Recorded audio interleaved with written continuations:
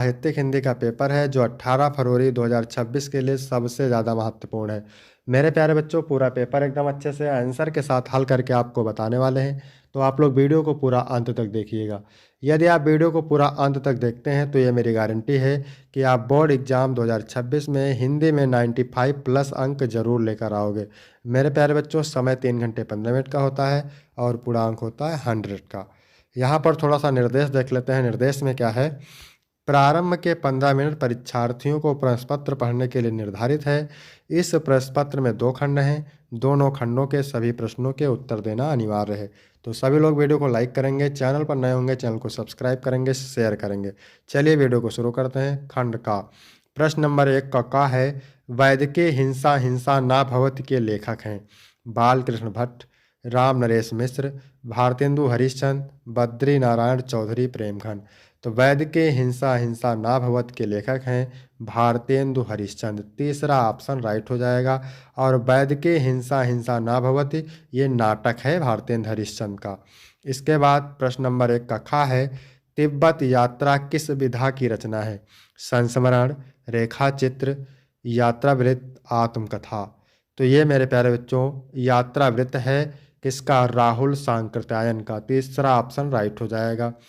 हजारी प्रसाद द्विवेदी की रचना है नदी के द्वीप, मैलांचल, त्यागपत्र या फिर पुनर्नवा। तो पुनर्नवा उपन्यास हजारी प्रसाद द्विवेदी का है। चौथा ऑप्शन राइट हो जाएगा। नदी के द्वीप सच्चिदानंद हीरानंद वात्स्ययन अज्ञेय की रचना है। त्यागपत्र जैनेन्द्र कुमार की रचना है। और मैला आंचल फड़ी स्वरनाथ रेणु की रचना है। यदि आपको इसका पीडीएफ चाहिए तो डिस्क्रिप्शन में टेलीग्राम की लिंक मिल जाएगी। टेलीग्राम ज्वाइन करेंगे आपको पीडीएफ मिल जाएगा। इसके बाद प्रश्न नंबर 1 का घा है, लवंग लता के लेखक हैं बालकृष्ण भट्ट, किशोरी लाल गोस्वामी, अमृत लाल नागर, भगवती चरण वर्मा। तो किशोरी लाल गोस्वामी। लवंग लता के लेखक कौन है मेरे प्यारे बच्चों? किशोरी लाल गोस्वामी। दूसरा ऑप्शन राइट हो जाएगा। इसके बाद प्रश्न नंबर 1 का अंगा है, राहुल सांकृत्यायन की रचना है अथातो घुमक्कर जिज्ञासा, काठ का सपना, संयोगिता स्वयंवर, मुक्ति पथ। तो अथातो घुमक्कर जिज्ञासा राहुल सांकृत्यायन की रचना है। पहला ऑप्शन राइट हो जाएगा। काठ का सपना मुक्ति बोध की रचना है। और मुक्ति पथ नाटक है इलाचंद जोशी का। संयोगिता स्वयंवर लाला श्रीनिवास का नाटक है। इसके बाद प्रश्न नंबर 2 का है, जयचंद्र प्रकाश के रचनाकार हैं चंद्रवरदाई, नरपति नाल, भट्ट केदार, विद्यापति। तो इसका राइट आंसर हो जाएगा भट्ट केदार। इसके बाद अगला है, भक्ति काल का महाकाव्य है पृथ्वीराज रासो, पद्मावत, साकेत, कामायनी। तो क्या है? भक्ति काल का महाकाव्य है, क्या है? पृथ्वीराज रासो। क्या है? पृथ्वीराज नहीं, है पद्मावत। ठीक है, मलिक मोहम्मद जायसी का है। पृथ्वीराज रासो महाकाव्य है आदिकाल का। ठीक है, आदिकाल का है। और किसका है? चंद्रवरदाई का। साकेत मैथिली शरण गुप्त का महाकाव्य है और द्विवेदी युग का है। कामायनी महाकाव्य जयशंकर प्रसाद का है और छायावादी युग का है। फिर है, एकांतवासी योगी के रचनाकार हैं भारतेंदु हरिश्चंद्र, बाल मुकुंद, श्रीधर पाठक, मैथिली शरण गुप्त। तो कौन है? श्रीधर पाठक। एकांतवासी योगी के रचनाकार हैं श्रीधर पाठक। इसके बाद अगला प्रश्न है, सुमित्रानंदन पंत की रचना नहीं है। तो ग्राम्या, ग्रंथि, राजश्री, गुंजन। राजश्री, ये सुमित्रानंदन पंत की रचना नहीं है। ग्राम्या, ग्रंथि और गुंजन है। राजश्री जयशंकर प्रसाद का नाटक है। वेदना की प्रतिमूर्ति की कवयित्री हैं तो ये महादेवी वर्मा है। पहला ऑप्शन राइट हो जाएगा। और महादेवी वर्मा को आधुनिक युग की मीरा भी कहा जाता है। इसके बाद मेरे प्यारे बच्चों प्रश्न नंबर 3 है, निम्नलिखित गद्यांश पर आधारित प्रश्नों के उत्तर दीजिए। 10 अंक का होता है। मोस्ट इंपॉर्टेंट गद्यांश है, तो सबसे पहले इसको पढ़ते हैं। भूमि भूमि पर बसने वाला जन और जन की संस्कृति, इन तीनों के सम्मिलन से ही राष्ट्र का स्वरूप बनता है। देखिए यहाँ पर राष्ट्र का स्वरूप लिखा हुआ है। भूमि का निर्माण देवों ने किया है, वह अनंत काल से है। उसके भौतिक रूप, सौंदर्य और समृद्धि के प्रति सचेत होना हमारा आवश्यक कर्तव्य है। भूमि के पार्थिव स्वरूप के प्रति हम जितने अधिक जागृत होंगे उतनी ही हमारी राष्ट्रीयता बलवती हो सकेगी। यह पृथ्वी सच्चे अर्थों में समस्त राष्ट्रीय विचारधाराओं की जननी है। जो राष्ट्रीयता पृथ्वी के साथ नहीं जुड़ी वह निर्मूल होती है। राष्ट्रीयता की जड़ें पृथ्वी में जितनी गहरी होंगी उतना ही राष्ट्रीय भावों का अंकुर पल्लवित होगा। तो यहाँ पर देखेंगे पहला क्वेश्चन है, उपयुक्त गद्यांश के पाठ तथा उसके लेखक का नाम। पाठ का नाम राष्ट्र का स्वरूप, लेखक का नाम वासुदेव शरण अग्रवाल। दूसरा है, किसके सम्मिलन से राष्ट्र का स्वरूप बनता है? तो भूमि भूमि पर बसने वाले जन और जन की संस्कृति के सम्मिलन से राष्ट्र का स्वरूप बनता है। इसके बाद अगला प्रश्न है, भूमि का निर्माण किसने किया है और वह कब से है? तो भूमि का निर्माण देवों ने किया है, वह अनंत काल से है। हमारा आवश्यक कर्तव्य क्या है? हमारा आवश्यक कर्तव्य भूमि के भौतिक रूप, सौंदर्य और समृद्धि के प्रति जागरूक रहना है। इसके बाद है रेखांकित अंश की व्याख्या। ठीक है, तो व्याख्या किसकी करना है? यह पृथ्वी सच्चे अर्थों में समस्त राष्ट्रीय विचारधाराओं की जननी है। जो राष्ट्रीयता पृथ्वी के साथ नहीं जुड़ी वह निर्मूल होती है, इसकी करना है व्याख्या। तो इस अंश का अर्थ है कि धरती ही सभी राष्ट्रीय विचारों की जननी है। राष्ट्रीयता का अस्तित्व तब तक मजबूत नहीं होता जब तक वह भूमि से जुड़ी ना हो। अगर राष्ट्रीयता भूमि से नहीं जुड़ी होती तो वह बिना जड़ के होती है, यानी उसका कोई आधार नहीं होता। फिर यहाँ पे अथवा करके दिया है, ये भी मोस्ट इम्पॉर्टेंट है। अर्थ हमारा स्वार्थ बन जाएगा, पुरुषार्थ वह नहीं कहलाएगा। अगर भाग्य के परमार्थ से उसे हम नहीं जोड़ सकेंगे, उस व्यर्थ के जो चक्र में है वह भाग्योदय की प्रतीक्षा में रहे चले जा सकते हैं। क्योंकि जिसके उदय की वह राह देखते हैं वह तो उदित है ही, केवल उनकी पीठ उस तरफ है, इसलिए उन्हें मालूम नहीं है कि जिसको वह सामने देख रहे हैं वह भी उसी के प्रकाश से प्रकाशित है और कमनीय जान पड़ रहा है। ठीक है, तो यहाँ पर देखिए क्या लिखा है, क्या लिखा हुआ है? पुरुषार्थ। तो समझ जाइए आप, भाग्य और पुरुषार्थ। ठीक है, पाठ से लिया गया है। तो पहला क्वेश्चन है, प्रस्तुत गद्यांश के पाठ का शीर्षक और लेखक का नाम। तो भाग्य और पुरुषार्थ है और लेखक जैनेन्द्र कुमार है। पुरुषार्थ क्या नहीं कहलाएगा? तो यदि हम भाग्य को परमार्थ से नहीं जोड़ सकेंगे तो वह पुरुषार्थ नहीं कहलाएगा। इसके बाद है, भाग्योदय की प्रतीक्षा में कौन चलते रहते हैं? तो जो स्वार्थ के चक्कर में डूब गए हैं वह भाग्योदय की प्रतीक्षा में चलते रहते हैं। फिर अगला है, पुरुषार्थ और परामर्श शब्द का अर्थ लिखिए। तो पुरुषार्थ का प्रसरमी और क्रियाशील, परामर्श का मतलब होता है सलाह। फिर है रेखांकित अंश की व्याख्या। तो व्याख्या किसकी करना है? जिसकी रेखा खींची हुई है, यानी यहाँ से लेकर के यहाँ तक की करना है व्याख्या। तो चलिए देखते हैं व्याख्या कैसे करना है। जिसे आप सामने देख रहे हैं वह भी इसी पुरुषार्थ का आश्रय लेकर सुशोभित एवं कमनीय लग रहे हैं। इसके बाद देखेंगे चौथा नंबर प्रश्न क्या कह रहा है, निम्नलिखित पद्यांशों पर आधारित प्रश्नों के उत्तर दीजिए। ये भी 10 अंक का और मोस्ट मोस्ट मोस्ट इंपॉर्टेंट है।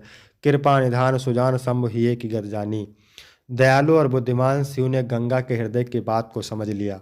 दियो शीश पर ठाम बाम करके मनमानी, उन्होंने अपने सिर पर एक स्थान दिया जिसमें गंगा अपनी इच्छा से अपने शरीर को तिरछा करके समा गई।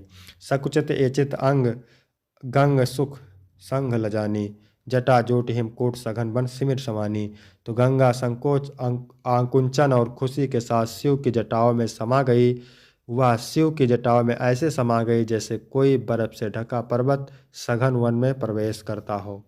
ठीक है, इसके बाद देखिए यहाँ पहला क्वेश्चन दिया है, उपयुक्त पद्यांश के पाठ व शीर्षक, कवि का नाम।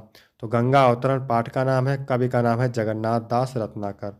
रेखांकित अंश की व्याख्या तो मैंने पूरी आपको बता ही दिया है। फिर है तीसरा प्रश्न, प्रस्तुत पंक्तियों में गंगा और शिव जी का किस रूप में वर्णन किया गया है? तो इन पंक्तियों में गंगा को शिव जी की संगिनी के रूप में प्रस्तुत किया गया है। गंगा की लहरें शिव जी के सिर पर चढ़ती हैं जो उनके आदर और प्रेम को दर्शाती हैं। शिव जी के जटाजूट में गंगा की गहराई और सुंदरता का उल्लेख किया गया है। इसके बाद है, प्रस्तुत पद्यांश में कौन सा रस प्रयुक्त हुआ है? तो इसमें श्रृंगार रस का प्रयोग हुआ है क्योंकि शिव जी और गंगा के प्रेम और एकता की भावना को व्यक्त किया गया है। इसके बाद अगला प्रश्न है, प्रस्तुत पद्यांश में शिव जी ने गंगा को अपने शरीर पर किस रूप में स्थान दिया? तो शिव जी ने गंगा को अपने सिर पर ठाम स्थान दिया है। यह दर्शाता है कि गंगा उनके लिए कितनी महत्वपूर्ण है और वह उसे अपनी आराधना और सम्मान के रूप में स्वीकार करते हैं। फिर यहाँ पे अथवा करके दिया है, ये भी मोस्ट इम्पॉर्टेंट है। तरण तंजा टटु तमाल तरुअर बहुछाए। कवि भारतेंद्र हरिश्चंद्र जी कहते हैं कि यमुना नदी के किनारे सुंदर तमाल के वृक्ष सुशोभित हो रहे हैं। उन्हें देखकर ऐसा प्रतीत होता है मानो जल को स्पर्श करने के लिए यमुना नदी के किनारे झुके हों। अथवा अथवा मुकुर में लखत उजक सब निज निज शोभा। अथवा जल रूपी दर्पण में उचक उचक करके सब अपनी शोभा को देख कर रहे हों। अथवा जल को परम पवित्र मान करके फल के लालच में दंडवत प्रणाम कर रहे हों। उसे देखकर ऐसा लगता है मानो आतप वारन तीर के सिमिट सबे छाए रहत। सभी अपनी गर्मी को दूर करने के लिए सभी एकत्र हो गए हैं, यमुना नदी के किनारे सभी एकत्र हो गए हैं। अथवा भगवान की सेवा करने के लिए झुके हों। कवि भारतेंद्र हरिश्चंद्र जी कहते हैं कि यमुना के इस सौंदर्य को देख करके मेरे नेत्र, मेरा मन सुख से परिपूर्ण हो जाता है। ठीक है, तो ये यमुना छवि से लिया गया है और मोस्ट इंपॉर्टेंट है। कवि का नाम भारतेंदु हरिश्चंद्र है। दूसरा है रेखांकित अंश की व्याख्या। तो व्याख्या मैंने आपको पूरी ही बता दिया है। फिर अगला प्रश्न है, इस पद में किसका मनोहारी चित्रण किया गया है? तो इस पद में यमुना तट का मनोहारी चित्रण किया गया है, जहाँ तमाल के वृक्ष और यमुना का जल प्राकृतिक सुंदरता को प्रकट करते हैं। इसके बाद अगला प्रश्न है, यमुना तट पर तमाल के झुके हुए वृक्ष किस प्रकार के प्रतीत हो रहे हैं? तो यमुना तट पर झुके हुए तमाल के वृक्ष ऐसे प्रतीत हो रहे हैं जैसे वे जल को छूकर अपनी छाया फैला रहे हों और जल में अपनी शोभा देख रहे हों। यह दृश्य अत्यंत सुहावना लग रहा है। इसके बाद अगला प्रश्न है, जल रूपी दर्पण में अपनी शोभा कौन देख रहा है? तो जल रूपी दर्पण में तमाल के वृक्ष अपनी छाया और शोभा को देख रहे हैं, मानो वे अपनी सुंदरता का आनंद ले रहे हों। फिर 5 का नंबर है, निम्नलिखित में से किसी एक लेखक का जीवन परिचय देते हुए उनकी कृतियों का उल्लेख कीजिए। 5 अंक का है मेरे प्यारे बच्चों। वासुदेव शरण अग्रवाल, कन्हैया लाल मिश्र प्रभाकर, पंडित दीनदयाल उपाध्याय। तो इनका वीडियो आपको कल या परसों में मिल जाएगा। इसके बाद में है, कवि का जीवन परिचय देते हुए उनकी कृतियों का उल्लेख कीजिए। मैथिली शरण गुप्त, सुमित्रानंद पंत, सूर्यकांत त्रिपाठी निराला। ये भी मोस्ट इंपॉर्टेंट है।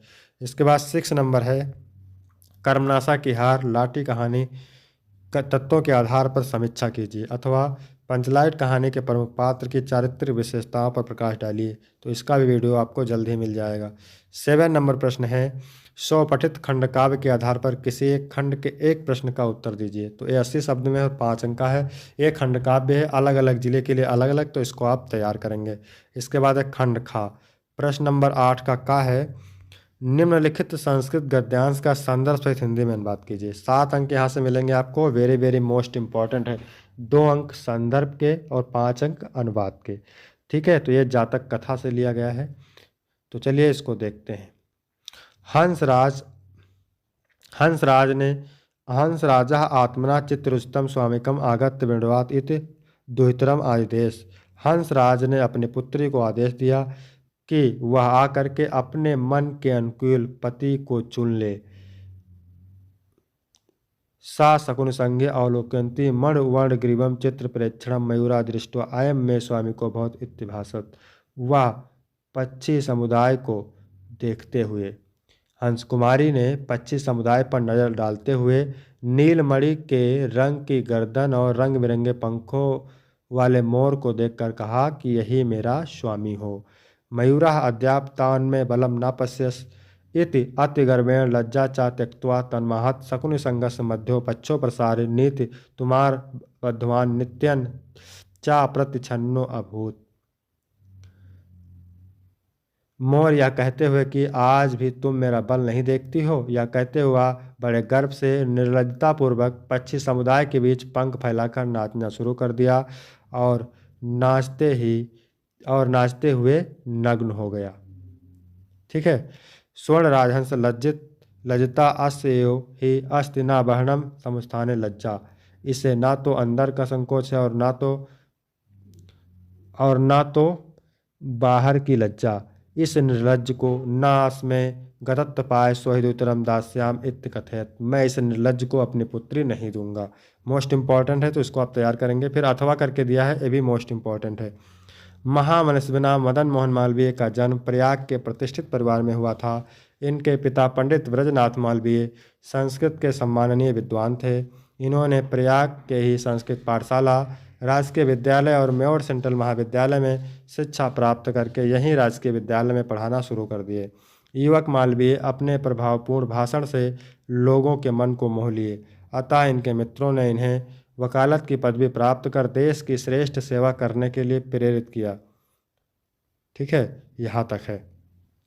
आगे देखिए, विशाल विश्वविद्यालय भारतीयों की दानशीलता और श्री मालवीय जी के यश की प्रतिमूर्ति के रूप में सुशोभित है। तो इसको आप तैयार करेंगे, मोस्ट इंपॉर्टेंट है। फिर खा नंबर है, निम्नलिखित श्लोकों का संदर्भ सहित हिंदी में अनुवाद कीजिए। तो विरल विरला स्थूला तारा कला व्यू सज्जना, ये पहला चैप्टर से लिया गया है मेरे प्यारे बच्चों। तो कोई कोई बड़े मोटे तारे ऐसे दिखाई दे रहे हैं जैसे कलयुग में सज्जन। मन यु मुने सर्वत्रयो प्रसन्न भूनमा, और मुनि का मन आकाश की भांति सर्वत्र प्रसन्न हो गया है। अप्सरच्चा धावंत चित्त सताम्यो दुर्जना, जिस प्रकार सज्जनों के चित्त से दुर्जन दूर होते हैं उसी प्रकार अंधकार दूर हो रहा है।